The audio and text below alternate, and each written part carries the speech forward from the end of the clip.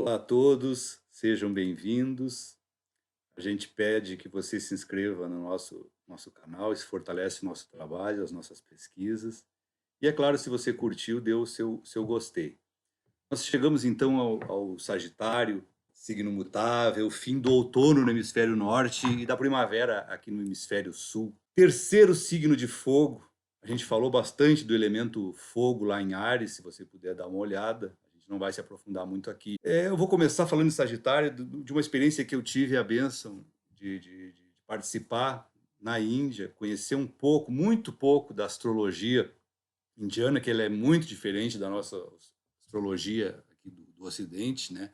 E algo que me chamou muito a atenção, para os indianos, né, para o hindu, a palavra Dharma serve para designar o caminho que leva à consciência suprema. Qual dos 12 signos vocês acham que os indianos, na astrologia deles, consideram o signo do Dharma? Exato, Sagitário.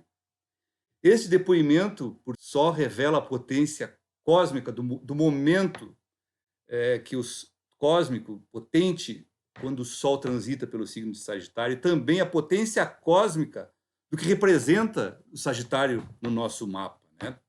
O nono signo da mandala é onde nós podemos vivenciar a experiência do sagrado, o alargamento da personalidade. Mas vejam que isso só é possível porque aconteceu alguma coisa anteriormente lá em Escorpião. Houve um período, a gente falou no outro vídeo, de purificação, de travessias pelos labirintos, pelas crises, pelas mortes, pelas perdas, pelas transformações, pelas transmutações. A mandala funciona dessa forma. A gente não pode esquecer que Sagitário nasceu de Escorpião, de quem Sagitário herda uma capacidade transformadora, uma capacidade de penetrar no âmago das coisas. Isso Sagitário herdou lá de Escorpião. Porque Escorpião, vejam, ele transforma, mas nem sempre ele dá o direcionamento para aquilo que ele transforma. Ele corre o risco de ficar naquela sofrência, naquela crise após crise, né? E não dá um encaminhamento, um direcionamento, um sentido para aquilo que ele transformou, para aquela energia que ele liberou, que ele destruiu. O Escorpião frequentemente não sabe o que fazer com aquilo novo que surge a partir da destruição que aconteceu. E a resposta está aqui em Sagitário, o signo do centauro, né? Que é a figura, é o emblema máximo de Sagitário, é o centauro, né? Que é um ser híbrido, né? A gente tem se falado muito em híbrido ultimamente com a pandemia, né? Ensino híbrido. E o centauro é híbrido, ele é uma mistura de cavalo, de homem e de flecha, né? Então, um pouco animal, um pouco humano e um pouco divino. Esse é o significado do centauro, que são os três aspectos básicos da natureza humana, né? A metade animal do centauro representa o lado irracional, a sede, o impulso do desejo, né? A outra metade, que é o tórax humano do centauro, é onde está a cabeça, que é a sede do pensamento racional do centauro. E na mão ele carrega o arco, cuja seta está sempre voltada para o alto, apontada sempre para o infinito, né? Ou seja, a seta representa o lado divino, o lado espiritual. Então, é uma metáfora da convivência que há entre a força animal, a inteligência humana e a busca pelo divino e pelo espiritual. Tudo isso num único ser. Vejam só, e para quem acha que é barbada ser sagitariano, né? Tem que conviver com essas três dimensões dentro de si. Porque é algo constante na vida do Sagitário, essas três dimensões, sempre querendo se manifestar, sempre querendo ocupar o seu espaço, né? O lado instintivo, animal, o lado humano e o lado espiritual, né? E se você é do tipo sagitariano, qual desses estágios, qual dessas dimensões você dá maior vazão, você vivencia mais nesta existência? A resposta pode não ser tão simples assim, né? Como a gente falou anteriormente, nos outros vídeos, vai depender do grau de evolução que esse Sagitário está vivenciando, e vai depender também do que esse Sagitário se propõe a viver nessa existência. E até onde, claro, ele vai conseguir chegar dentro daquilo que se propôs. Então, aqui nós vamos falar das possibilidades do arquétipo. Se existe isso dentro de mim e eu quero isso, como eu posso acessar, né? Então a pessoa fala que Sagitário tem sorte, eu vivo uma vida ferrada. Por que tu não consegue acessar, né, esse arquétipo da sorte de Sagitário? Essa é a grande lição que a mandala pode nos dar. E com relação ao Sagitário, haviam duas famílias de Centauro, né, que eram mais comumente conhecidas na mitologia grega, que eram os filhos de Cronos, que representavam a bondade, a generosidade, e os filhos de Ixian, que eram centauros mais animalescos, mais grotescos, mais agressivos. Essas duas estirpes de centauro sugerem três caminhos para o Sagitário. Primeiro caminho, quando a parte predominante vivenciada pelo Sagitário é a parte animal. Aí ele pode se identificar inconscientemente com este lado. Isso aí, como normalmente a gente vê, né, acotovelando e dando pontapés para abrir e conquistar o seu espaço, como um cavalo mesmo. A sua expansão, nesse caso, é preponderantemente mundana. Vamos usar o exemplo de um empresário que começou montando uma loja, né? Ele cria, e como o Sagitário tem o arquétipo da expansão, ele vai ampliar esse negócio, vai abrir outra loja, e outra loja, e outra loja, e vai ficar rico, e vai expandir.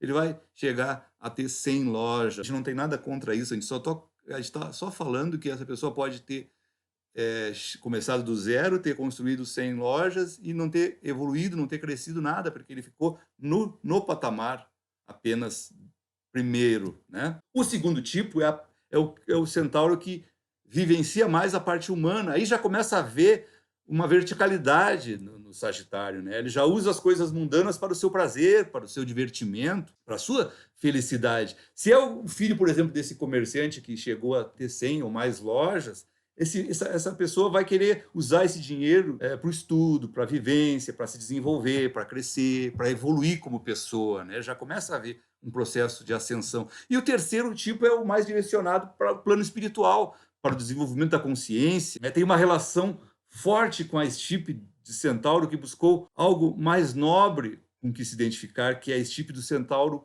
Quiron, né? O curador ferido, que era um centauro de bom caráter, que acumulava as funções de médium, de professor, de deuses e dos heróis também, né? Quiron é a reintegração da dualidade animal e divina, né? É quando a seta sagitariana está apontando lá para a cura.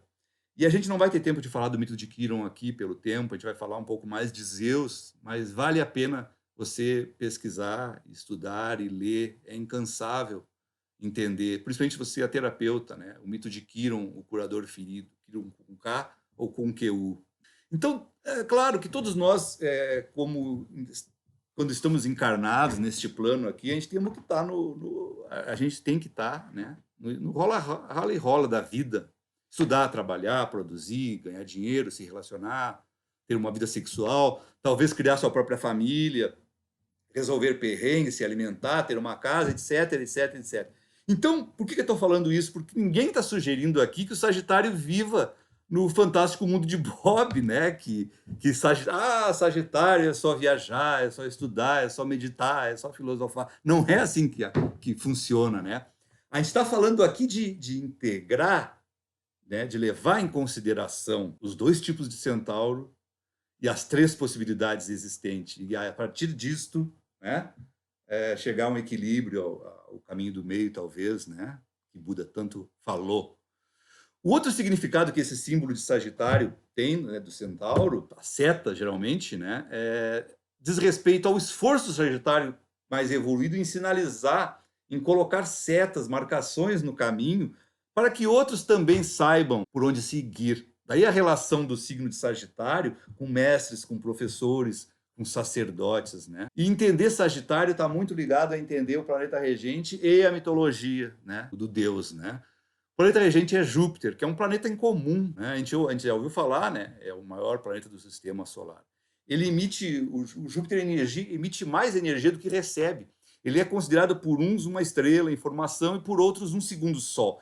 E por outros ainda como um protetor do planeta Terra em função do seu volume, do seu tamanho. Ele tem um poder potente de gravidade, né? Capaz de atrair mais de 70 satélites ao seu redor. Aqui no planeta Terra, temos só um satélite, a Lua. Então esse gigante do sistema solar é envolto por gases, por poeira, por nuvens, que fazem o seu volume parecer muito maior do que os outros planetas. Mas muito provavelmente a sua essência sólida, isso ainda está sendo pesquisado, né, seja menor que o Saturno, por exemplo, visto que Saturno atrai mais satélites que Júpiter, né? Mas veja que o planeta físico Júpiter se metamorfeia, ele se mostra maior do que ele é, né? Zeus na mitologia também se metamorfoseava para conquistar o seu objeto de desejo. E Sagitário, né, o arquétipo Sagitário também pode ser o grande ator do zodíaco, aquele que nos alegra, aquele que geralmente é o bem-humorado, tem otimismo, né?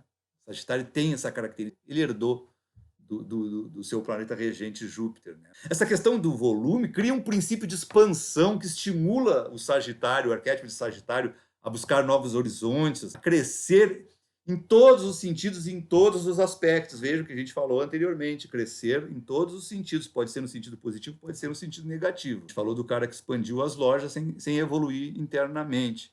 Assim como também tem doenças que se expandem no corpo da gente, que também tem relação com Sagitário, tem relação com Júpiter. Essa expansão, ela não é necessariamente só coisas boas. Vejam que todos nós nos identificamos a nível psicológico com o planeta que rege o nosso signo, né?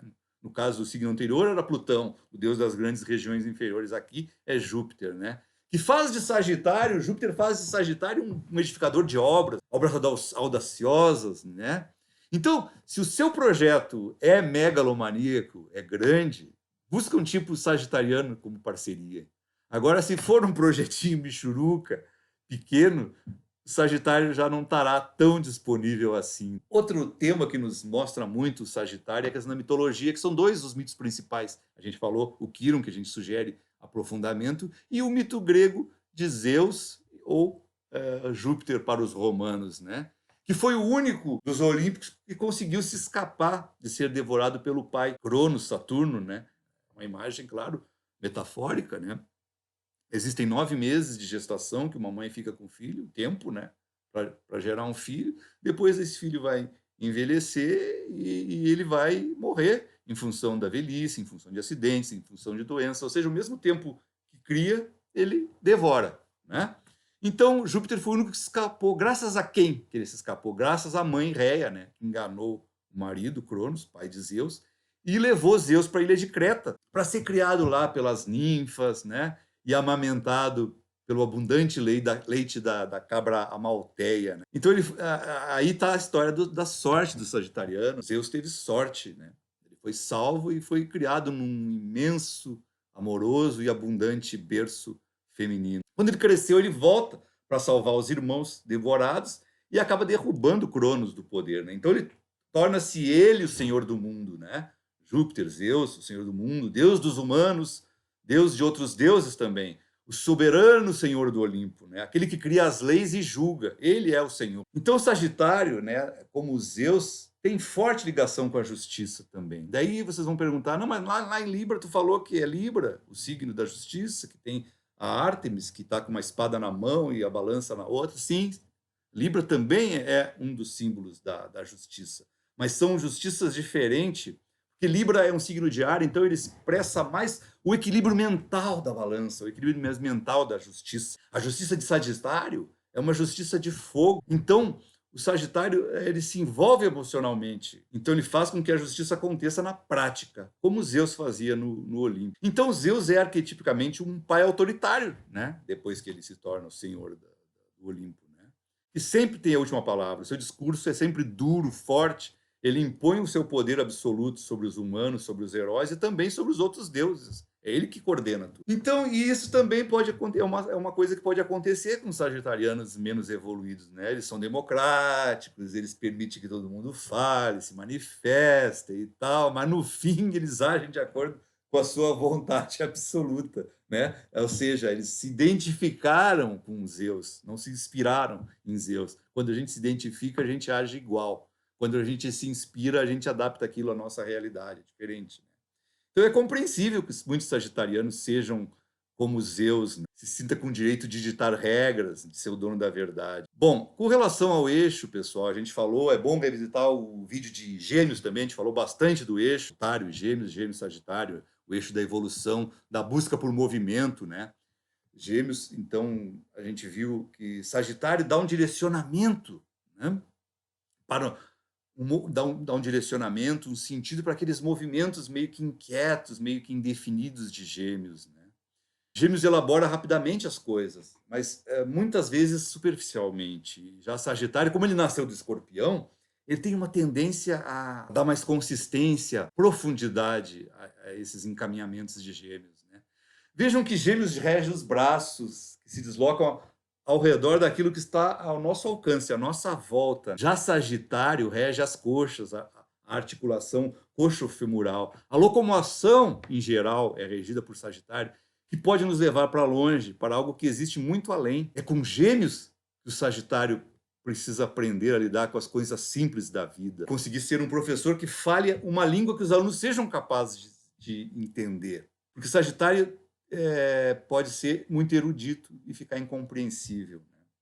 E vejam que Sagitário ele tem a mesma necessidade de troca e de contato que os Gêmeos, mas a diferença é que os Gêmeos gosta de falar, ele curte a troca, o blá blá blá, e papapá, o vai e vem. Já Sagitário, principalmente os menos evoluídos, eles preferem quem o escute mais do que fale. E aí há uma relação que a gente já ouviu falar bastante também da questão do pregador, aquele pregador que quer plateia, mesmo sem saber se estão de fato escutando ele, né? Com todo respeito a essas pessoas que pregam na rua, né? Eles estão dizendo o quê, né? Vocês não estão me ouvindo? O que eu trago é a verdade absoluta e inquestionável, né? Esse é um arquétipo também de Sagitário, que não pode ser esquecido, né? E Sagitário tem uma coisa, como ele nasce do Escorpião, ele tem o poder e a vocação de inflamar os outros, de trazer os outros para a sua ideia. E se essa ideia for equivocada, ele também vai levar pessoas para o abismo, né? A responsabilidade que a gente tem sobre este poder. Então, o Sagitário precisa aprender com os Gêmeos a trocar com o ambiente e com as pessoas, estar atento. O Sagitário precisa estar atento à pluralidade de opiniões. Caso contrário, ele corre o risco de se tornar uma pessoa inflexível, de usar uma viseira, de olhar apenas para frente, não escutar nada e nem ninguém. Então, iluminar essa sombra de Gêmeos pode levar o nosso arqueiro, né? Se ele tiver dificuldade de iluminar essa sombra que é Gêmeos, o nosso arqueiro pode não conseguir acertar os alvos que ele almeja na vida, né? Ele corre o risco de ser aquela pessoa das sinfonias inacabadas, sozinho e dono da verdade, porque muitos dos seus projetos acabam por não se sustentar, né, sozinho. E para encerrar, um assunto que a gente não podia deixar de falar, porque é meme, né? É a questão das viagens para o Sagitário, né? As viagens para o Sagitário funcionam como se fossem escolas, né? Práticas de amplos e variados ensinamentos. Por isso, o Sagitário quer sempre repetir infindavelmente as suas peregrinações pelo mundo. Mas vejam que não é só viagem física, nem viagem turística, mas também viagens mentais, viagens espirituais, adquirir conhecimento, estudar incansavelmente em gabinetes, em bibliotecas, escolas, universidades. A eterna peregrinação do Sagitário ela pode se dar numa estrada interior, e não necessariamente num mundo exterior, né?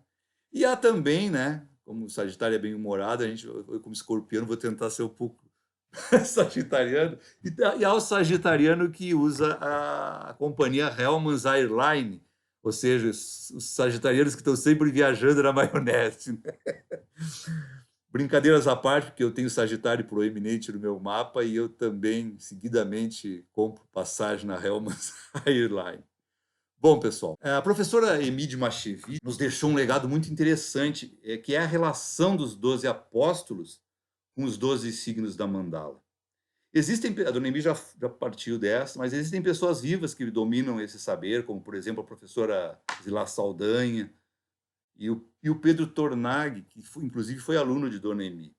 Em função desta analogia, nós escolhemos como nativo de Sagitário o Papa Francisco, que apesar de seu posicionamento duvidoso, controverso na ditadura militar, quando ele estava à frente da Ordem dos Jesuítas na Argentina, né? E também por ele ser considerado um conservador ortodoxo em alguns assuntos. Por outro lado, o Papa Francisco é um intenso defensor de ajuda aos pobres. Ele costuma contestar políticas de livre mercado que promovem a imensa desigualdade que a gente está vendo em todo o mundo, principalmente pós-pandemia. Os ricos ficaram cada vez mais ricos e os pobres cada vez mais pobres, né? Talvez tenha sido esse o motivo que ele escolheu o nome Francisco, uma referência a São Francisco de Assis, que que sempre combateu a pobreza. O Papa Francisco apoia programas sociais e de defesa do meio ambiente. Com isso, ele vem promovendo alguns avanços na Igreja Católica. O Papa Francisco nasceu Jorge Mário Bergoglio. Desde cedo ele seguiu o chamado da seta sagitariana, que apontava a buscar algo além dele mesmo, ampliar o quanto fosse possível os seus próprios limites. Por isso, desde cedo, esse sagitariano, já com 19 anos, entrou para a Companhia de Jesus. Na formação para religioso, estudou, como não podia deixar de ser, filosofia, que é um dos temas de Sagitário, e teologia, evidentemente. Como bom sagitariano, né, a sua vida foi uma busca constante por convicções nobres e ideais elevados, né? Ele dividiu seu tempo entre vida religiosa e acadêmica. Foi reitor de faculdade, graduado doutor. Em 92 foi nomeado bispo. Em 97 elevado a arcebispo e passou a chefiar a Arquidiocese de Buenos Aires. O seu trabalho em 2001 foi reconhecido pelo então Papa João Paulo II, que o nomeou cardeal. Em 2013, né, no conclave que houve, ele foi eleito, então, o Papa número 266 para ser o sucessor do Bento XVI, que havia renunciado ao cargo.